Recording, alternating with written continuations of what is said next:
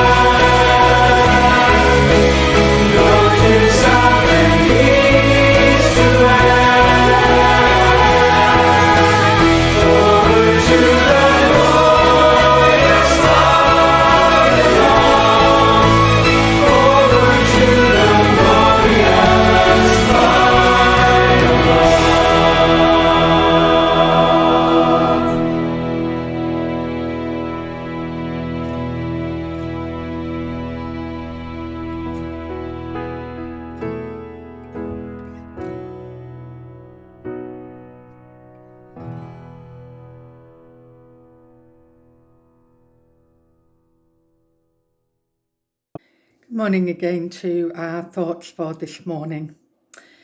Our scripture reading is from Mark's Gospel, chapter 14, and verses 32 to 52.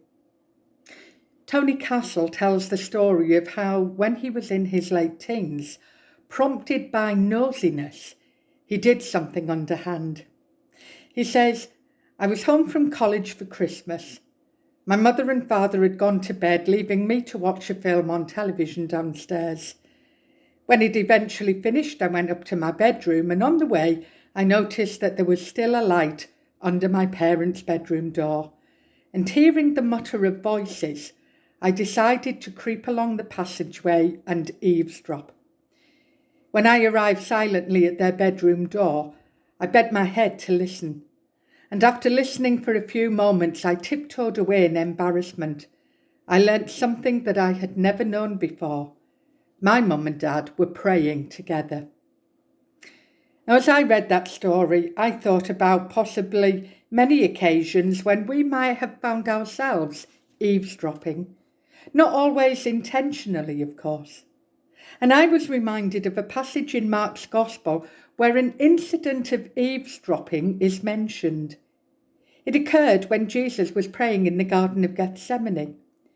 After Jesus had been arrested and all his friends had fled, the armed group sent by the chief priests find and seize hold of a young man who had been lurking in the darkness. And he escapes their clutches by slipping out of the loose linen garment draped around him. Now, this event isn't found in any other gospel accounts, and it seems to have no meaning or purpose in being mentioned. Unless, of course, the nosy young man eavesdropping on Jesus is, as some commentators suggest, John Mark, the author of the Gospel. If this is the explanation, then it answers an interesting problem. If Jesus prayed alone apart from the sleeping disciples, how does the Gospel writer know what Jesus said to his Father in prayer? Jesus couldn't have told him, or anyone else for that matter. Immediately after this agonizing prayer, there was no opportunity. But even if Jesus had wanted to share such a private prayer to tell a friend, this problem would appear to be solved if John Mark knew what Jesus was saying in prayer, because he'd actually been eavesdropping in the darkness of the garden shrubbery. From the story of the man who eavesdropped on his parents, we see how he learned that his parents prayed together at night, something he had not previously known. I wonder if we can think about occasions when we may have eavesdropped, inadvertently or otherwise, and we call to mind things that we learned that otherwise we wouldn't have known. Sometimes these are the things that stay with us for a long time. John Mark may have learnt something that night which stayed with him forever. He had discovered how Jesus had feared death, how human he was, and equally how heroic he was in accepting his Father's will. It's no wonder then that the humanity of Christ comes across so strongly in Mark's Gospel. Is this an indication of the way and reason for Mark's writing? He not only saw the incident leading up to and including the cross, but he also saw its cost and its meaning. The incident in the garden also shows how human the disciples were. Not that Mark was ever one of the special 12 disciples known as apostles. John Mark is never mentioned by name in any of the Gospel accounts. He first is named in Acts 12, when Peter, after his escape from prison in Jerusalem, takes refuge at the house of Mary, the mother of John, also called Mark. Now, this Jerusalem family must have been rich because their house was large enough to accommodate the local church community. I've learnt that some of the early Christian writers trusted and used the early writing of Papias, who had been a bishop in Asia Minor. Now, he wrote in about AD 120 and states that Mark, having become an interpreter of Peter, set down accurately, though not in order, everything that he remembered of the words and the actions of the Lord. Mark accompanied Peter and heard his daily preaching, and because of such, the conclusion has been made that the Gospel of Mark reflects the preaching of Peter, arranged and shaped by Mark. When we look at chapter 14, we see how Mark interprets the flow of the story of Jesus by being brought to trial, by inserting a very personal and painful account of Peter's denial of Jesus. It's not difficult to imagine that Peter, having to live with the memory of the betrayal of the Master, constantly retold his story of shame. It's believed that Mark wrote down all this preaching following the great fire of Rome that I mentioned a couple of weeks ago. History tells us how Emperor Nero made the Christians the scapegoats for the fire, when in reality he was probably the instigator himself to clear sites for building plans that he had. As a result of these false charges, early church writings tell of how Christians were thrown to the wild dogs. They were crucified or burnt alive in Nero's garden. In the persecution that followed, Peter himself was arrested and crucified on Vatican Hill, and the Roman church communities were left without a leader. Perhaps what was more worrying for the Christians who survived was that there was now no apostle among them, no direct link to Christ and his teaching. Until now, they had relied on personal witness and teaching. It would now be more difficult to rely upon oral tradition, and so writing the teaching down became a priority. A story dating from the 1950s, and please remember it was the 1950s, is told of an Englishman, Frenchman and Russian who in conversation were trying to define happiness. The Englishman said true happiness is when you return home tired after work and find a gin and tonic waiting for you. The Frenchman responded, "Oh, you English have no romance. True happiness is when you go on a business trip, find a pretty girl who entertains you, and then you part without regrets." "You're both wrong," concluded the Russian. "Real happiness is when you are in bed at 4 o'clock in the morning, there's a hammering at your front door, and there stands members of the secret police who say to you, 'Ivan Ivanovich, you are under arrest.'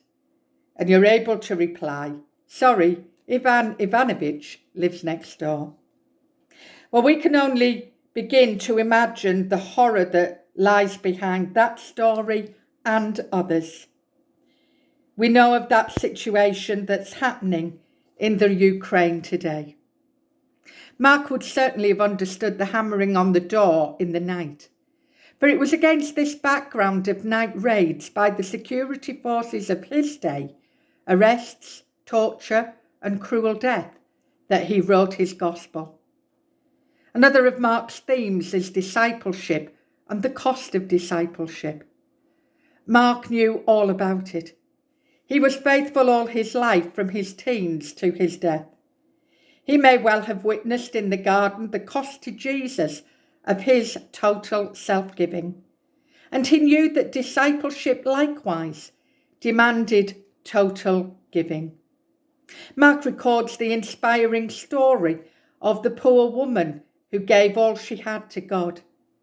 And as Mark was writing down this story, he would certainly have been aware of the price being paid by members of his own community for being a faithful disciple of Christ.